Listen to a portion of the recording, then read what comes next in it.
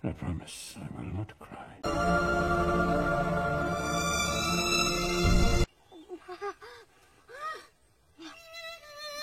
Halo sahabat Mandalika Film 21. Kali ini Mandalika Film akan membahas cerita film yang berjudul Black. Dibintangi Rani Mukherjee dan Amitabh Bachchan. Film Black terinspirasi dari kehidupan dan perjuangan tokoh dunia bernama Helen Keller. Helen merupakan perempuan pertama yang tunanetra dan tunarungu, namun berhasil menjadi seorang penulis, aktivis politik, dan dosen. Baiklah, tanpa berlama-lama langsung saja kita ke alur ceritanya.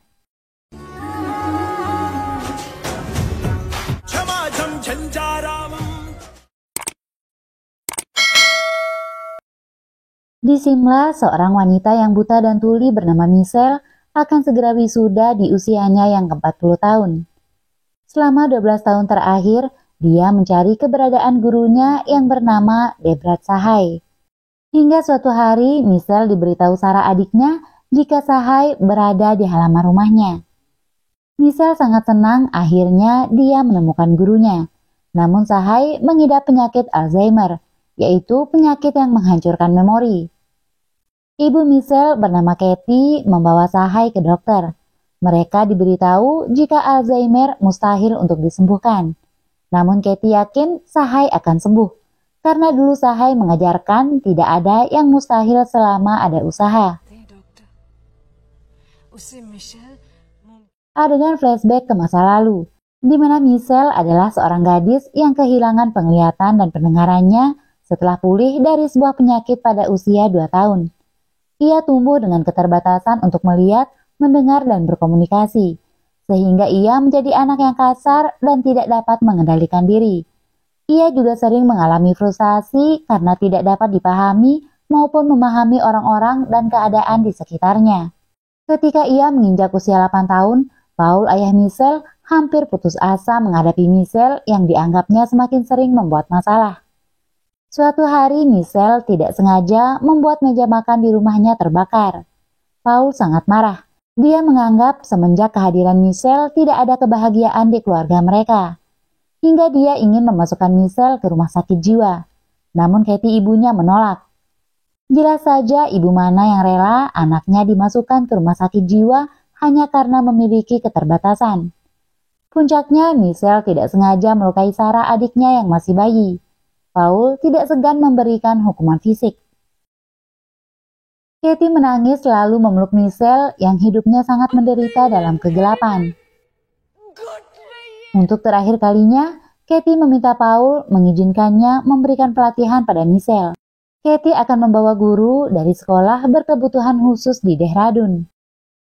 Dia adalah Debrat Sahai. Kepala sekolah bernama Nyonya Nair memberitahunya untuk menjadi guru dari seorang gadis berusia 8 tahun yang mengalami buta dan tuli. Meski Sahai adalah pecandu alkohol, Nyonya Nair paham jika Sahai adalah guru terbaik. Saat bertemu Sahai, Paul meragukan Sahai yang seorang pecandu alkohol. Kathy mengajak Sahai ke kamar Michelle. Michelle sedang sembunyi di kolom kasurnya. Sebagai seorang anak yang tumbuh dengan ketidakmampuan untuk melihat dan mendengar, indera Michelle yang membantunya belajar hanya penciuman dan perabaan. Setelah sadar Sahai bukan ibunya, Michelle menampar Sahai. Sahai tidak masalah dengan itu.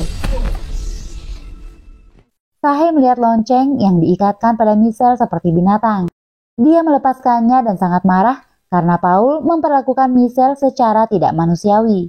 Meski tujuannya untuk mendeteksi keberadaannya apabila Michelle menghilang. Di rumahnya, Paul kedatangan tamu bernama Martha. Mereka lalu makan bersama. Michelle ternyata tidak bisa diam saat makan. Michelle makan menggunakan tangan dan sangat berantakan.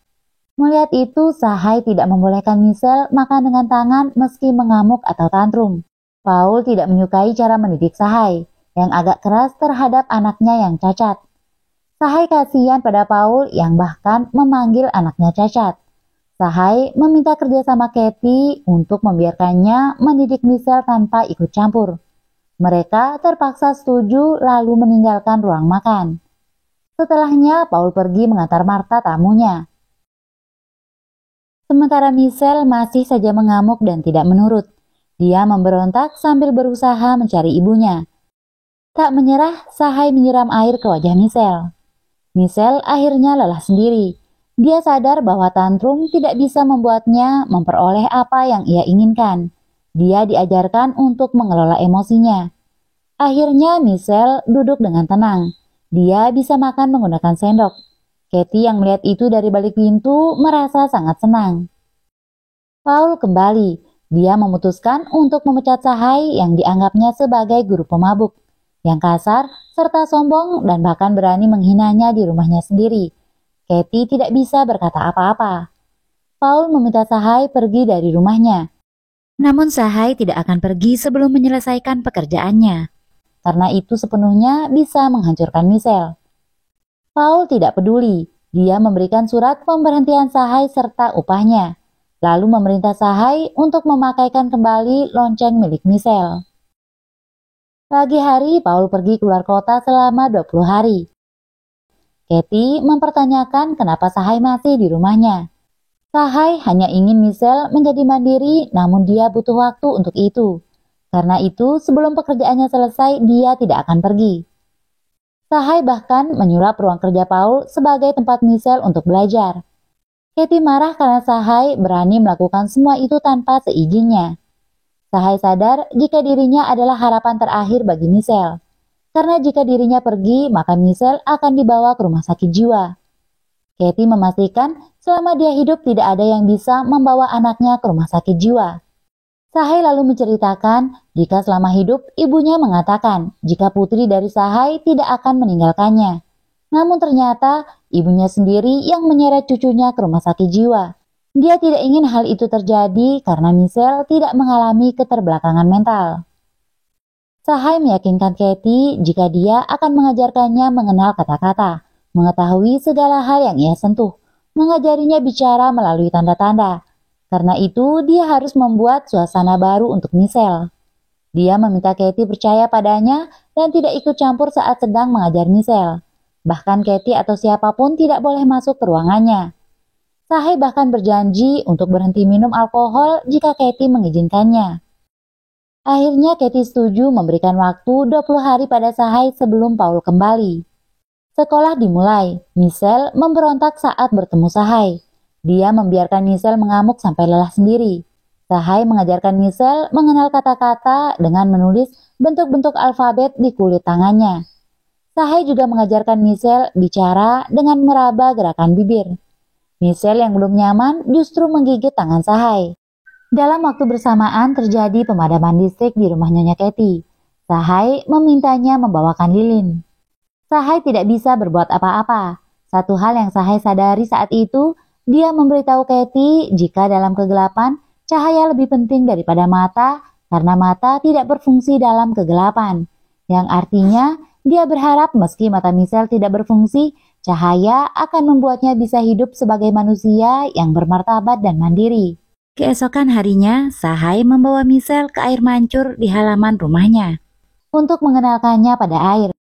Meski Nyonya Katie memberitahu Sahai bahwa Michelle takut terhadap air, Sahai akan mengajarkan Michelle untuk melawan rasa takutnya. Michelle tidak ingin belajar dan berusaha kabur. Karena dia berjalan tak tentu arah, tangannya tertusuk oleh duri kaktus. Katie datang membawakan obat-obatan. Katie sadar jika takdir anaknya penuh duri. Sahai mengoleskan salep untuk Michelle. Michelle mulai tenang dan menerima kehadiran Sahai. Michelle kini mulai ingin belajar. Dia mulai bisa mengelola emosinya, mulai mengerti kata-kata dan mengenal banyak benda. Namun dia tidak mengerti nama dari setiap benda yang dipegangnya. 19 hari berlalu. Katie menemui Sahai untuk memintanya bersiap pergi, karena esok hari Paul suaminya akan pulang. Sahai tidak putus asa. Meski waktunya tinggal beberapa jam, dia akan berusaha membuat Michelle mengerti nama dari setiap benda yang dipegangnya. Saat bersamaan, Katie melihat Michelle sedang makan dengan tenang menggunakan sendok. Katie sangat berterima kasih pada Sahai. Sampai pagi tiba, Katie meminta Sahai menepati janjinya untuk pergi karena suaminya akan segera pulang. Benar saja Paul pulang dan segera mengusir Sahai. Sahai sedih karena merasa dirinya harus kembali setelah gagal melakukan pekerjaannya. Sebelum pergi, dia melihat Michelle bertingkah seperti dulu di meja makan. Dia merasa kerja kerasnya selama 19 hari sia-sia. Dia segera mendekati Michelle untuk memintanya melakukan semua yang telah ia ajarkan. Namun Michelle mengamuk bahkan menyiram Sahai dengan air. Sahai tidak ingin kerja kerasnya selama 19 hari sia-sia meski dirinya telah diusir. Dia menyeret Michelle menuju air mancur di halaman rumah lalu menceburkannya. Saat telah tenang, Michelle memegang air lalu meminta Sahai mengajarkan untuk mengucapkan. Michelle pun berhasil mengucapkan kata pertamanya yaitu water. Michelle pun mulai mengerti nama semua benda yang dipegangnya seperti rumput, bunga, dan yang lainnya. Sahai berteriak memanggil Katie. Katie dan Paul segera menghampiri.